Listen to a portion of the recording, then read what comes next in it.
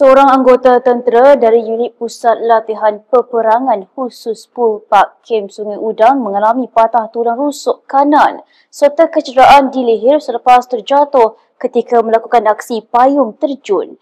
Kejadian berlaku di Pantai Kelibang Melaka kira-kira 6.30 petang lalu. Insiden itu dirakam dan video berkenaan tular di media sosial memaparkan payung terjun yang dikenalikan pembantu jurulatih mendarat dengan laju sebelum terhempas di kawasan pendaratan.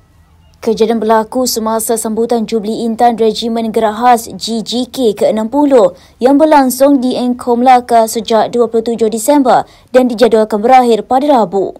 Anggota tentera terbabit kini menerima rawatan di Hospital Melaka. Insiden malang itu ditonton berpuluh pengunjung dengan seorang saksi berkata anggota berkenaan kelihatan mengalami kesukaran semasa di udara sebelum mendarat dengan laju dan terhempas. Mangsa kemudian dibantu anggota bertugas dan dibawa keluar dari lokasi menggunakan ambulans tentera.